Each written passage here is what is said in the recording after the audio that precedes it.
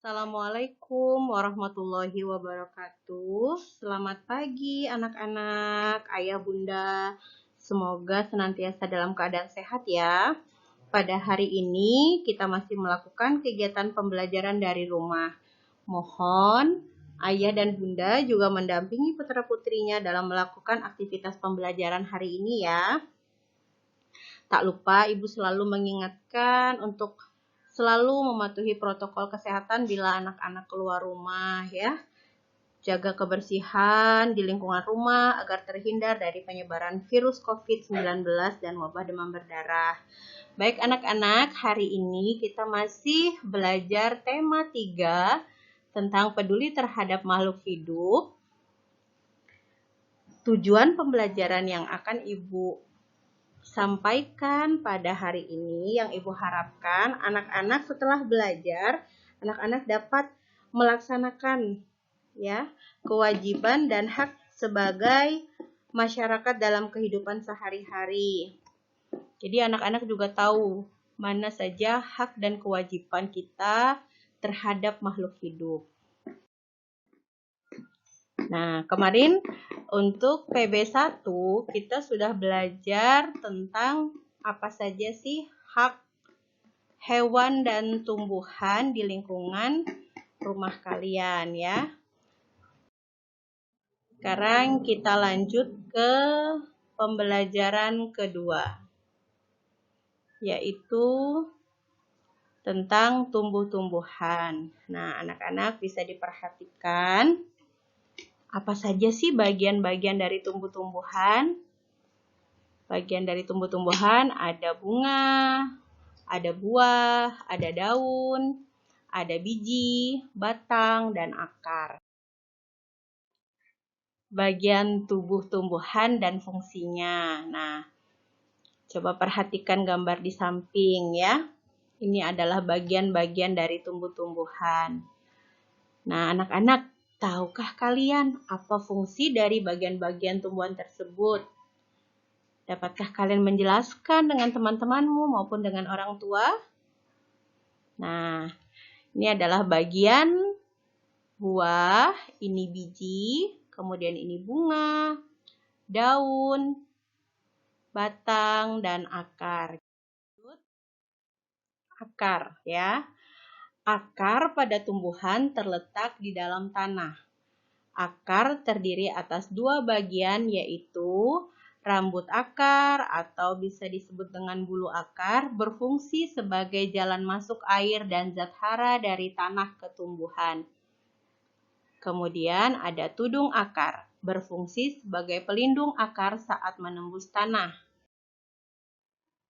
Menurut bentuknya, akar tumbuhan dibedakan menjadi 2 jenis, yaitu sebagai berikut. Yang pertama ada akar serabut. Nah, anak-anak bisa melihat gambar di sebelah kanan, itu adalah bentuk akar serabut. Akar serabut berbentuk seperti serabut ya. Bagian ujung dan pangkal akar berukuran hampir sama besar. Semua bagian akar keluar dari pangkal batang. Akar serabut dimiliki oleh tumbuhan biji berkeping satu, disebut monokotil. Contohnya ada jagung, padi, dan tebu. Sekarang kita kenalan dengan akar yang kedua, yaitu akar tunggang. Ada gambarnya di sebelah kanan. Nah, akar tunggang memiliki akar pokok. Akar pokok bercabang-cabang menjadi bagian akar yang lebih kecil.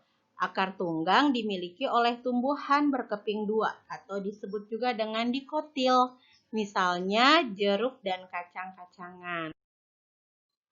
Nah, beberapa dari akar yang tadi kita kenal, ada akar serabut dan akar tunggang. Mereka memiliki kegunaan. Apa saja sih kegunaan akar? Nah, salah satunya kegunaan akar adalah menyerap air dan zat hara, memperkokoh tumbuhan, menjadi alat pernafasan sebagai tempat cadangan makanan. Yang kedua, bagian tumbuhan yang kedua ada batang. Ya, jadi kita mengenal bagian tumbuhan dari bawah ya. Tadi setelah akar, kemudian ada yang kedua batang. Nah, di sini Ibu tunjukkan ada tumbuhan batang basa. Ini contohnya tanaman bayam ya. Tumbuhan memiliki 3 jenis batang. Adapun ketiga jenis batang tersebut adalah sebagai berikut. Yang pertama ada batang basah. Batang basah memiliki ciri batang yang lunak dan berair. Contoh tumbuhan yang memiliki batang berair adalah bayam. Selain bayam, coba anak-anak sebutkan apalagi yang tumbuhan berbatang basah. Nanti bisa ditulis di buku tugas kalian ya. Nah, yang kedua ada batang berkayu. Ciri batang berkayu adalah memiliki kambium. Kambium dapat tumbuh ke arah luar membentuk kulit dan ke arah dalam membentuk kayu. Akibat pertumbuhan ini, batang menjadi besar. Contoh tumbuhan yang memiliki batang kayu adalah jambu, rambutan, dan mahoni. Nah, itu ada pohon apa anak-anak? Batang berkayu banyak sekali ya. Bisa disebutkan di buku tugas kalian. Salah satu contohnya Ibu sebutkan adalah pohon mangga. Kita lanjut batang rumput. Batang rumput memiliki ciri batang yang beruas-ruas dan berongga pada batangnya. Contoh tumbuhan yang memiliki batang rumput adalah padi dan rumput-rumputan. Tumbuhan batang rumput ini banyak sekali di sekitar kita. Salah satunya adalah tanaman sereh. Kalau anak-anak tahu, bisa juga disebutkan lagi ya di buku tugas kalian. Nah, beberapa kegunaan batang adalah sebagai berikut. Yang pertama sebagai pengangkut, yang kedua sebagai penopang, penyimpan cadangan makanan pada tumbuhan, mengangkut zat hara dan air dari akar ke daun. Kita lanjut untuk bagian tumbuhan yang ketiga, yaitu daun. Daun umumnya berwarna hijau dan menempel pada batang. Biasanya daun berbentuk tipis dan lebar. Warna hijau pada daun disebabkan adanya klorofil, yakni zat hijau daun. Akan tetapi tidak semua jenis daun berwarna hijau. Misalnya pohon kaktus daunnya berbentuk duri, kecil dan tidak berwarna hijau. Nah, coba anak-anak lihat struktur pada daun ya. Di situ ada pucuk, ujungnya, tulang daun, pelepah, ketiak daun, tangkai, pinggir. Nah, daun juga beraneka ragam ya. Bentuknya ada daun yang bentuknya seperti jari. Dan kita lanjut dulu. Nah, ini ya yang tadi Ibu bahas. Terdapat 2 jenis daun berdasarkan jumlah helai daun pada tangkai daun, yaitu sebagai berikut. Ada namanya daun tunggal. Tumbuhan memiliki daun tunggal jika pada helai tangkai daun hanya terdapat 1 helai daun, misalnya daun pepaya dan mangga. Ya, semoga anak-anak bisa memahami ya dan jelas.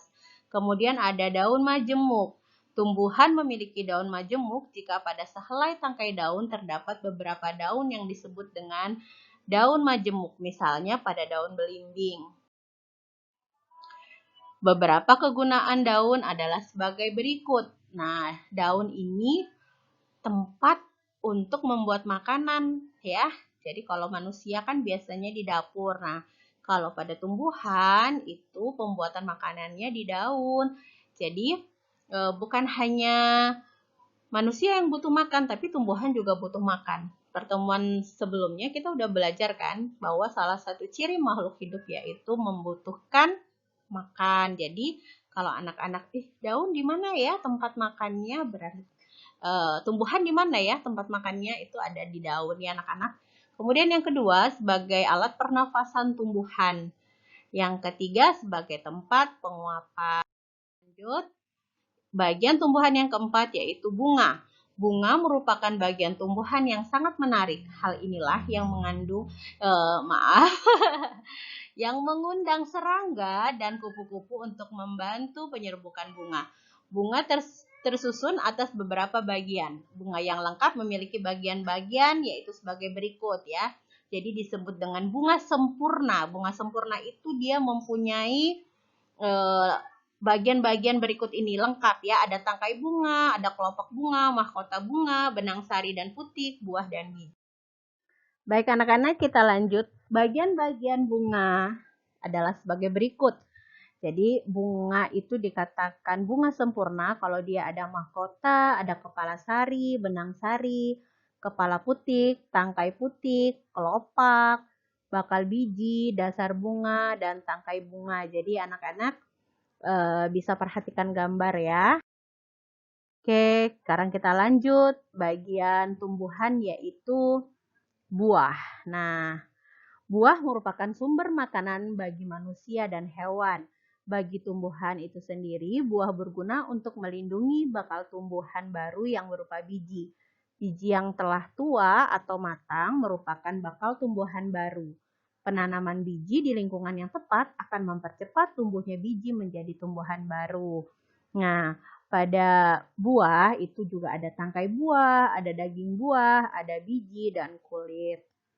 Kita lanjut untuk tugas hari ini, karena hari ini yang Ibu harapkan adalah anak-anak dapat mengetahui tentang hak dan kewajiban untuk yang PKN. Kemudian untuk SBDP, anak-anak buatlah sebuah montase karya seni tempel yang mengkombinasikan gambar dari makhluk hidup, yaitu ada manusia, ada tumbuh-tumbuhan, dan hewan yang bertemakan cinta lingkungan ya. Jadi setelah kita mengetahui hak dan kewajiban kita terhadap makhluk hidup, kita membuat sebuah montase yang bertemakan cinta lingkungan. Nah, anak-anak dapat mencari sumber bahan dari koran bekas, majalah bekas, brosur, dan lain-lain.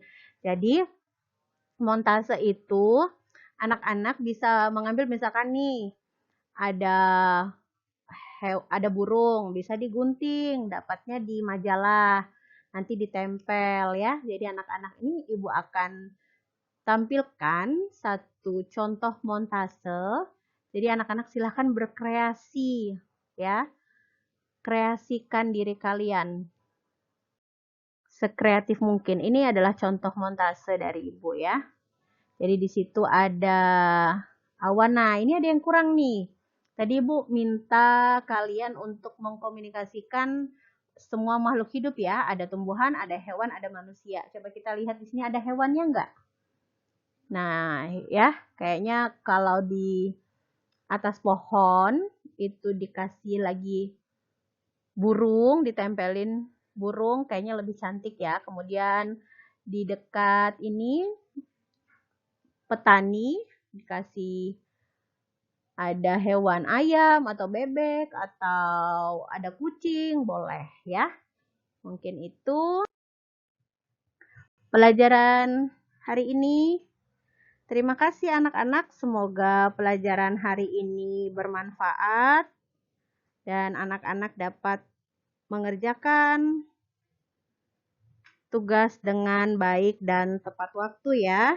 Baik, anak-anak setelah kalian mengerjakan di buku tulis, di buku tugas kalian, siang ini akan Ibu tunggu di sekolah hasilnya. Baik, terima kasih anak-anak. Ucapkan terima kasih kepada ayah dan bunda yang sudah membantu kalian. Assalamualaikum warahmatullahi wabarakatuh.